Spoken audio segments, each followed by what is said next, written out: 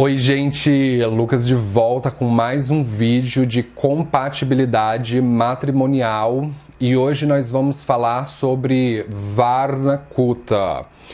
Varna Kutta significa do sânscrito o critério da casta.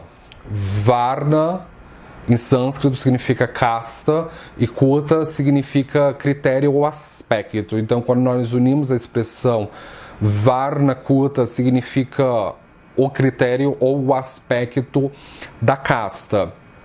E o Varna Kutta é o primeiro de um conjunto de 8 critérios de compatibilidade matrimonial da astrologia védica, que são conhecidos em sânscrito como Ashta Kutta Milan. Então, Ashta em sânscrito significa 8, Kutta, como eu já havia falado, significa critério ou aspecto, e Milan significa união, matrimônio, aliança. Então, quando nós unimos a expressão Ashta Kutta Milan, significa os 8 critérios de compatibilidade matrimonial. Então, Varna Kutta é o primeiro deles e o mais fácil de calcular. É bem simples, basta você saber qual é o seu signo sideral da sua lua e o signo sideral da lua da outra pessoa. E ele somatiza apenas um ponto. Então, se você não conseguir somar um ponto neste critério, você não precisa entrar em pânico, porque existem outros 7 critérios pela frente. Então esse é o mais... Esse é o de peso mais leve de todos. Então, assim, não é ruim de todo modo quando esse daqui não é compatível. Então, se você tem interesse de aprender a calcular manualmente, você fique comigo até o final do vídeo. Só que se você acha muito difícil calcular manualmente, você não precisa entrar em pânico, porque eu tenho um tutorial que ensina você a calcular todos os 8 critérios de compatibilidade matrimonial Ashta Kutta Milan de uma só vez, através do programa de astrologia védica de Jagannatha Hora. Você basta inserir os dados das 2 pessoas envolvidas, que ele calcula manualmente. Então, se você ainda não conhece o meu tutorial, eu vou deixar um link aqui na descrição do vídeo, que ele vai te direcionar para um vídeo que tem escrito na capa tutorial, os 8 critérios de compatibilidade. Então você clique neste link que vai cair diretamente no meu tutorial, em que eu ensino passo a passo de como você calcular de uma só vez os 8 critérios de compatibilidade matrimonial e você ter um veredito mais rápido se o relacionamento em que você está inserido tem o potencial de fracassar ou se ele tem o potencial de durar. Então, uma vez que você fizer este tutorial, aí você volte aqui para que nós possamos dar continuidade à aula. Então, basicamente, para explicar o critério da casta ou Varna Kutta, eu vou utilizar exemplo de casais gays. Eu sou gay, eu me relaciono com o mesmo homem há basicamente 8 anos, na altura de 2020. Então eu tenho experiência de vida com relacionamentos gays e eu também atendo muitos clientes que são gays, mas se você é hétero e está num relacionamento hétero, você pode aplicar essa análise no contexto hétero, assim como casais lésbicos igualmente. Por favor, não me venha com esses tipos de perguntas. Lucas, e para quem é assexuado? Em primeiro lugar, para quem é assexuado, não está nem se relacionando sexualmente. Então, os Ashta Kutta Milan, os 8 critérios de compatibilidade matrimonial, não vão ser de serventia nenhuma para você.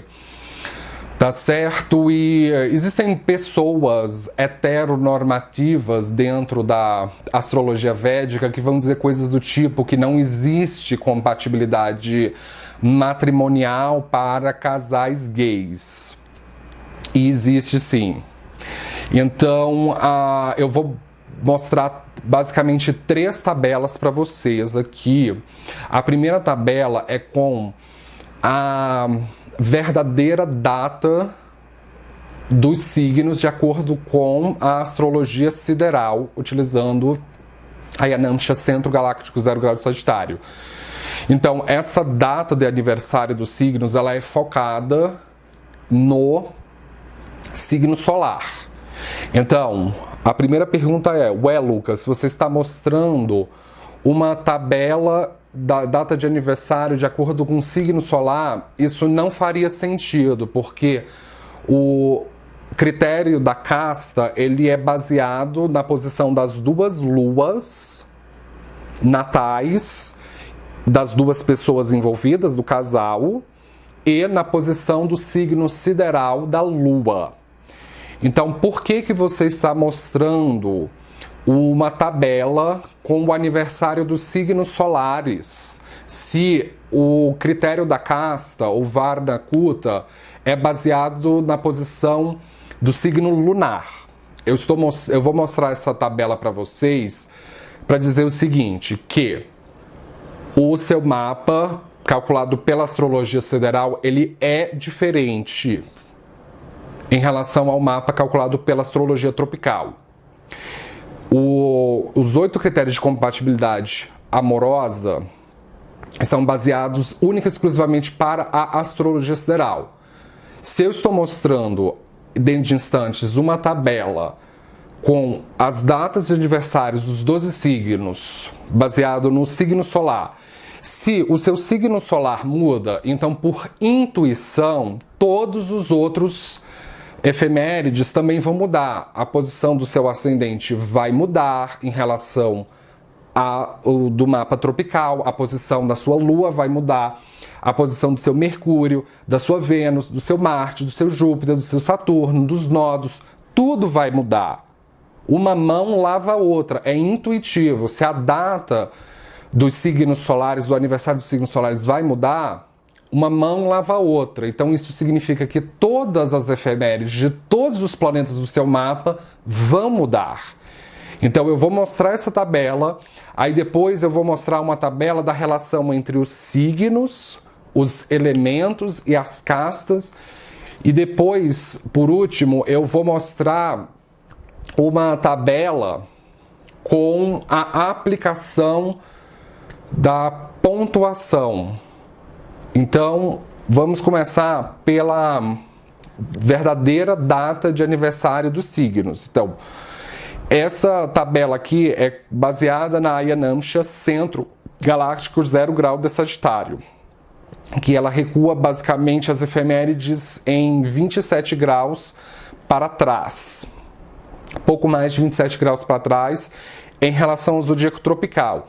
Então, Áries faz aniversário a partir do dia 17 de abril, Touro a partir do dia 18 de maio, Gêmeos a partir do dia 18 de junho, Câncer a partir do dia 20 de julho, Leão 20 de agosto, Virgem 20 de setembro, Libra 20 de outubro, Escorpião 19 de novembro, Sagitário 19 de dezembro, Capricórnio 17 de janeiro, Aquário 16 de fevereiro e Peixes 18 de março.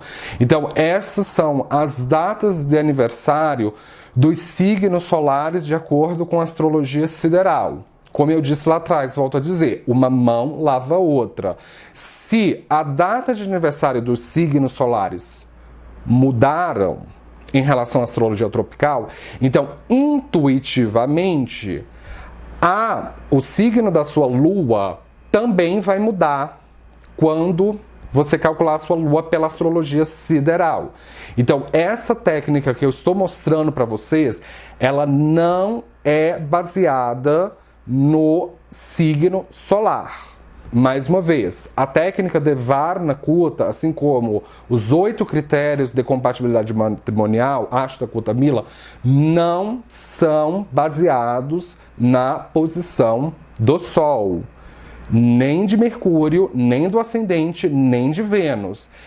Essa técnica é baseada na posição da lua natal das duas pessoas envolvidas e dos signos das luas natais das duas pessoas envolvidas. Então, nessa próxima tabela, eu vou mostrar para vocês a relação das castas com os signos. Então, a casta mais elevada é a casta dos sacerdotes, chamados em sânscrito de Brahmins. E a motivação dos sacerdotes é atingir a libertação, moksha. E o elemento desta casta é a água. Então, a casta sacerdotal, ela tem relação com os signos de água, a tríade dos signos de água, que são Câncer, Escorpião e Peixes. Toma cuidado para você não confundir o elemento de Escorpião. As pessoas que são novatas na astrologia védica, elas têm uma tendência a pensar que Escorpião é do elemento terra, porque elas associam Escorpião andando na terra, mas não. O signo de Escorpião é associado ao elemento água. Então, se você tem a sua lua natal no seu mapa védico sideral, nos signos de Câncer, ou Escorpião, ou Peixes, isso significa que no aspecto matrimonial, você exerce no casamento a função de um sacerdote ou uma sacerdotisa, um Brahmin. E esta é a casta mais elevada. A segunda casta mais elevada é a casta militar, que são conhecidos como Kshatriyas ou Kshatriyas, que a motivação deles é buscar a lei cósmica, que é o Dharma. E o elemento dos militares é o fogo, que tem relação com a tríade dos signos de fogo, que são Áries, Leão e Sagitário. Então, se no seu mapa védico sideral você tem a sua lua natal em Áries, Leão ou Sagitário, você ocupa a função no matrimônio de militar, de exercer a função de militar no casamento. Em terceiro lugar, temos a casta dos burgueses, que são conhecidos como os Vaishyas ou Vaishyas. E a motivação dos Vaishyas é o dinheiro, é acumular artha. E o dinheiro tem relação com o elemento terra, que tem relação com a tríade dos signos da terra, que são Touro, Virgem e Capricórnio. Então, se você tem a sua lua natal no mapa védico em Touro, Virgem ou Capricórnio, isso significa que você vai exercer no casamento a função de burguês. E por último, a quarta casta e a mais baixa de todas é a casta dos servos, que são conhecidos como Shudras. E a motivação dos servos é a busca pelo prazer, que é conhecido em sânscrito como kama. E o prazer tem relação com o elemento ar, que tem relação com a tríade dos signos do ar, que são Gêmeos, Libra e Aquário. Cuidado, mais uma vez, para as pessoas que são novatas em astrologia, para não confundirem o elemento de Aquário, porque as pessoas tendem a pensar que Aquário é do signo da água, porque é um homem que porta um aquário, um vaso que tem água dentro, então as pessoas naturalmente pensam que Aquário é do signo da água, mas não. Aquário é do elemento ar, ele pertence à tríade do elemento ar. Então, se você tiver a sua lua natal no mapa védico em Gêmeos, Libra ou Aquário, isso significa que você vai exercer no casamento a função de servo. Então, as castas são organizadas nessa ordem, divinamente organizada, e não é à toa, porque a casta mais elevada é a sacerdotal. em segundo lugar, militar, em terceiro lugar, burguesa, em quarto lugar, a serviçal. É nessa ordem que é divinamente organizada. Então, agora nós vamos falar sobre a aplicação da pontuação.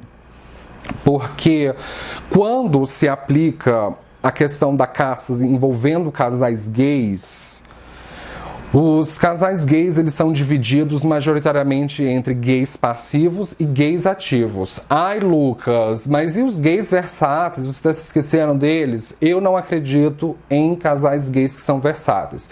Eu acredito que mesmo casais gays versáteis, eles acabam assumindo um tipo de polaridade na relação. Então, o gay passivo é aquele gay que assume a polaridade feminina, negativa, não no sentido mal da palavra, mas negativo no sentido introvertido, noturno, emocional, que decide os aspectos subjetivos da relação.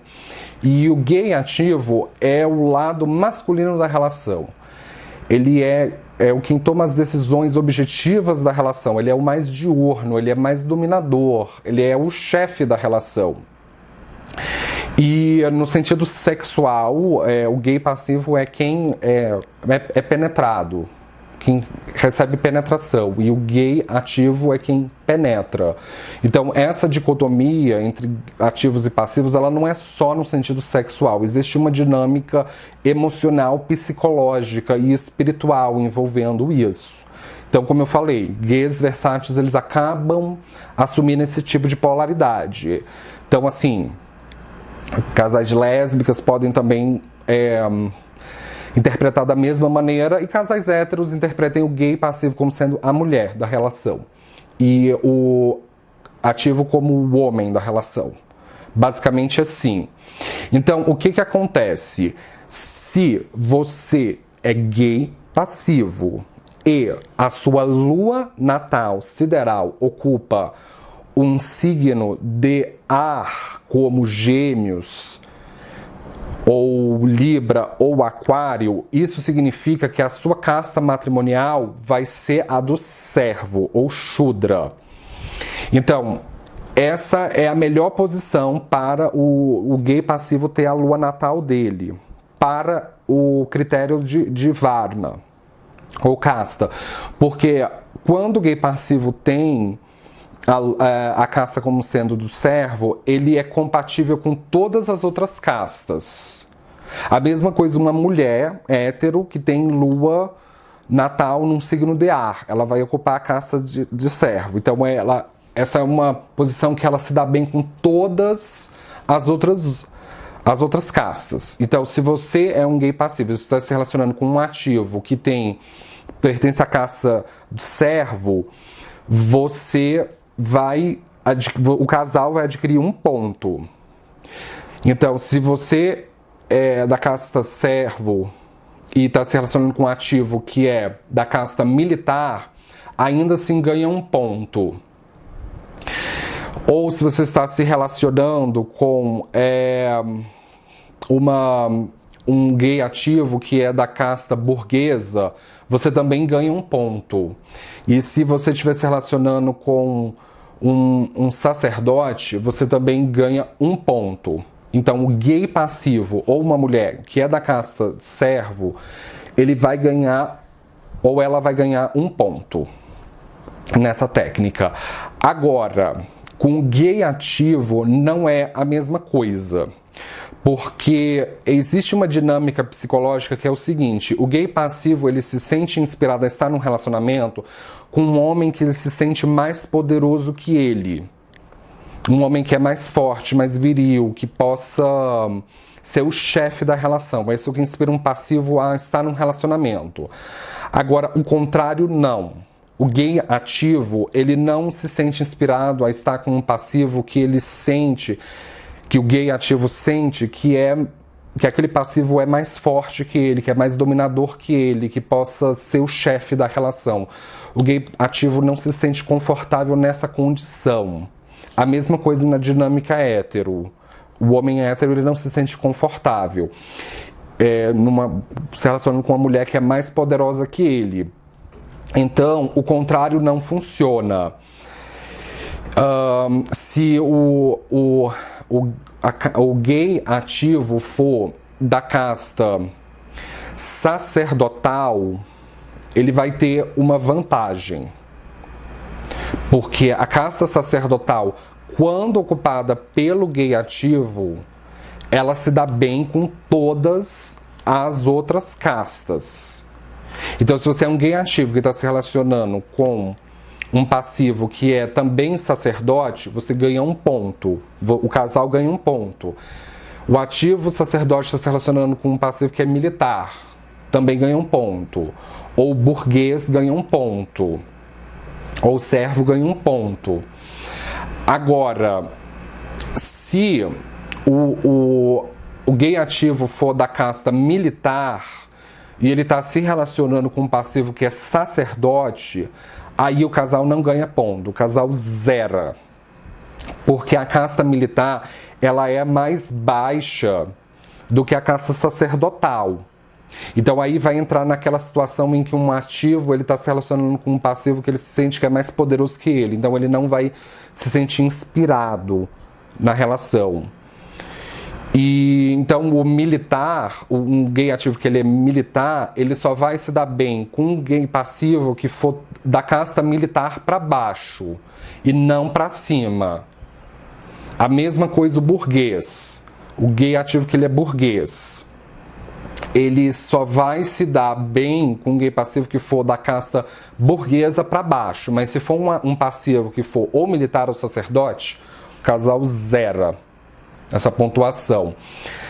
E o gay ativo que é da casta dos servos, ele só vai se dar bem, só vai adquirir pontuação com um gay passivo que é também da casta dos servos. Então, um gay ativo que ele tem a lua num signo de ar, do signo de ar, ele vai ser servo, então ele vai ter desvantagem sobre esse critério. E já o gay passivo não. Se ele for da casta servo, ele vai ter vantagem nessa técnica. E se o gay passivo for da casta dos sacerdotes, aí ele já não vai ter tanta vantagem. Porque ele só vai ser compatível com um ativo que também for sacerdote. Porque se o ativo for de uma casta mais baixa que ele, o gay passivo não vai se sentir inspirado a estar num relacionamento. Então, assim, como eu falei, essa técnica, esse critério, o Varna Kutta, é só um pontinho de um total de 36 pontos. Então, assim, se você não adquiriu pontuação ou guna, que se chama, pontuação é guna em sânscrito, você não precisa entrar em pânico, porque ainda tem 7 critérios pela frente. Lembre-se que fazendo o tutorial você já consegue saber de uma maneira mais automática se vai adquirir o mínimo de pontuação ou não, que são 25 pontos. O mínimo de pontuação aceitável são 25 pontos, então se o casal não adquiriu esse mínimo, então não é compatível, tá certo? É a partir de 25 pontos que é considerado compatível e o máximo é 36 pontos, que é a relação fantástica. Então, com isso, eu gostaria de fechar. Eu espero que vocês tenham entendido o que é o critério da casta, ou Varna Kutta, e que é sim possível aplicar o estudo, a técnica de compatibilidade matrimonial em contexto de casais gays, sim, ao contrário do que astrólogos heteronormativos dizem aí na internet ou em cursos, tá certo? Funciona perfeitamente, seja para casais gays ou para casais héteros. Então, com isso eu gostaria de fechar. Se você é novo aqui no canal, não esqueça de se inscrever, de dar um joinha embaixo da tela. Eu posto vídeo de astrologia todos os dias, esteja sempre ligado para você não perder nada. Muito obrigado pela atenção, nos vemos na próxima. Tchau!